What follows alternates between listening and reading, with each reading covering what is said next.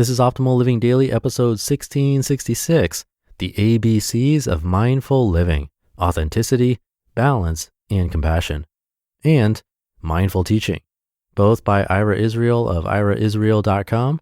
And I'm Justin Malik, the guy that reads to you every single day of the year, including weekends and holidays, to help you live a more meaningful and positive life. 2 posts today, both from Ira Israel. So let's get right to them as we optimize your life. The ABCs of Mindful Living, Authenticity, Balance, and Compassion by Ira Israel of iraisrael.com.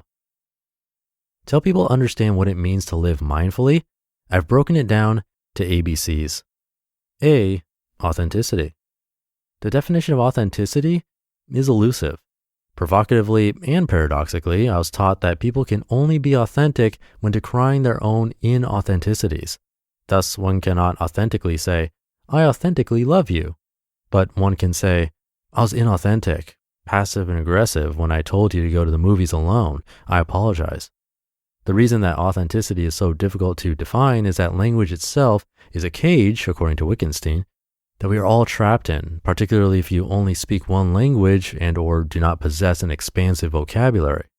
So it could be argued psychologically that 100% authenticity is impossible because we all have prejudices, likes and dislikes, tastes, biases, and according to both Freud and the Buddha, our minds persistently attempt to maximize and cling to pleasure and minimize and avert pain.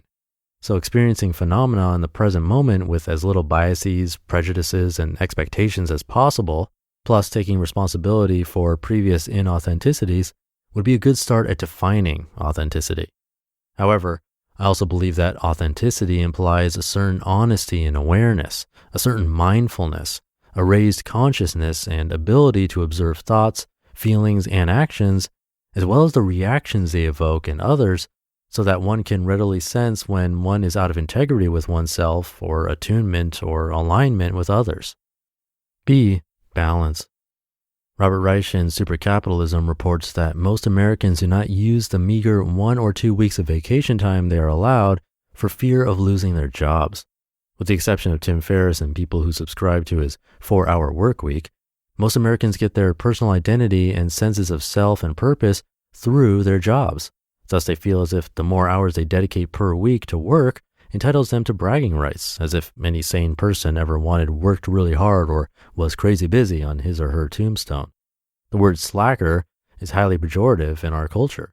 If you're not busy earning money, then there must be something wrong with you, we think. Sleeping 8 hours per night means you have 80 working weekday hours. Thanks to the internet and smartphones, it seems as if both employers and employees have less and less leisure time.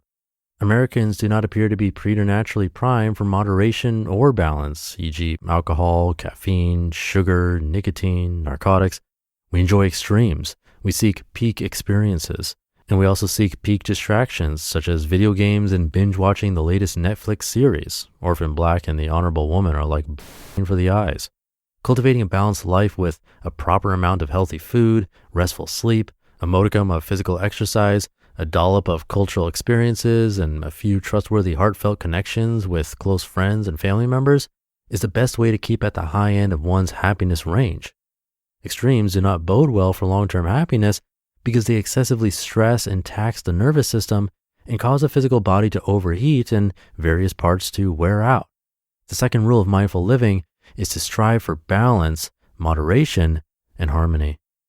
C, compassion. His Holiness the Dalai Lama famously states, quote, "My religion is compassion," end quote. Compassion makes sense.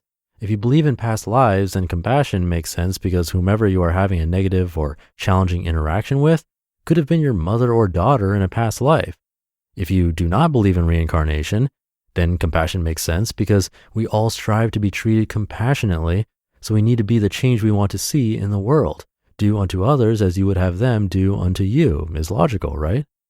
After reading Thomas Piketty's Capital in the 21st Century, CEO Mark Bertolini raised the rates of many Aetna employees by 33% and provided them additional benefits. Exploiting other human beings, employees, does not make sense in the long run because you pay for it with a higher turnover rate. Mr. Bertolini concurs with Costco co-founder and former CEO Jim Sinagle's philosophy that happy salespeople engender happy customers. Happy customers will be loyal. Thus, it is in everyone's best interest to treat employees fairly, something that is not often done in America, as Forbes reported last year. Quote, CEOs earn 331 times as much as average workers, 774 times as much as minimum wage earners, end quote. Obviously, this sort of disparity and inequality is unsustainable on many levels. Mindful living entails considering long-term costs and benefits of fellow human beings, the planet Earth, as well as oneself, and making the most compassionate choices possible. And I have another post for you in just a sec, but first, this whole thing of me reading to you is made possible by our friends at Breyers Ice Cream. Breyers partners with American farmers for 100% grade A milk and cream in all of their products, so you can taste the real deal. But did you know that Breyers also has a line of sweet treats known as Breyers Carb Smart that will not undo your hard work and healthy eating? They have many flavors to die for, like vanilla, of course, but also peanut butter and more in tubs and bars. Eating dessert is definitely my favorite part of the day, and I look forward to making a milkshake with my personal favorite flavor, chocolate-covered almond. With no artificial taste whatsoever, I couldn't believe it only had 3 to 5 grams of net carbs, 3 or more grams of fiber, and 150 calories or less per serving. If you want a dessert that doesn't interrupt with your health routine, try Breyers Carb Smart for your next sweet tooth craving. Available at all major retailers, Walmart, Target, Kroger, Amazon Fresh, and more. Just go to breyers.com/old to get a coupon to try it today. That's breyers.com/OLD. Mindful Teaching by Ira Israel of iraisrael.com. Although I greatly admire Benjamin Bratton's provocative anti-TED TEDx talk and remain surprised that some disgruntled blogger has not yet posted a co-equal anti-blog, such as How Blogging is Tantamount to Slavery, I do not entirely agree with Professor Bratton, who derides TED Talks, stating that, quote, the key rhetorical device of any TED Talk is epiphany and personal testimony, end quote. Amy Cuddy, Elizabeth Gilbert, and Brene Brown's TED Talks are marvelous examples of shifting intellectual paradigms by revealing personal overcomings. As a workshop teacher, I strongly believe that it is impossible to teach anyone past the age of 16 years old very much. Every time I stand in the front of a conference hall of doctors, lawyers, engineers, scientists, musicians, artists, and fellow psychotherapists, I tell them that I truly believe that I doubt that I can teach them anything. Similarly, I tell them that with my 3 graduate degrees and a token, I can ride the subway all day, meaning that cramming one's head full of information is essentially useless.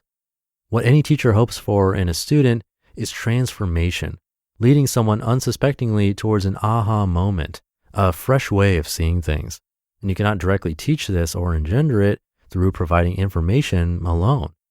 But you can inspire people to want to change, learn, evolve, grow, try new solutions, gently test the borders of their comfort zones, and transform. And that is why the personal testimonies in TED Talks are so pivotal. Just as the adage in the 12-step program states, quote, they saw what we had and they wanted it, end quote, it is useless to tell anyone not to be an addict, but you can inspire him or her to try more skillful solutions. As Maslow so aptly stated, quote, when the only tool you have is a hammer, every problem resembles a nail, end quote. So my job as a teacher is to share new tools. I inform students that they should envision whatever room we are in as a giant fitting room at their favorite store, and they should try on some of the tools I share as if they were trying on new slacks to see if they fit. If one out of the 20 or 30 tools fits or inspires them to try a more skillful solution, then they are free to wear it out into the world at the end of the day and leave the others behind. I share tools, and I hope that some of these tools raise consciousness in others and provide hitherto unseen perspectives that inspire them to want to change, learn, evolve, grow, try new solutions, gently test the borders of their comfort zones, and transform. This is mindful teaching.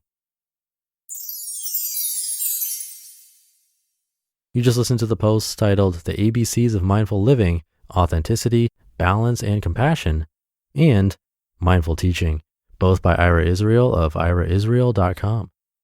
I'll leave it there for today. Hope you're having a great weekend. I'll be back tomorrow for the 4th of July episode, where your optimal life awaits.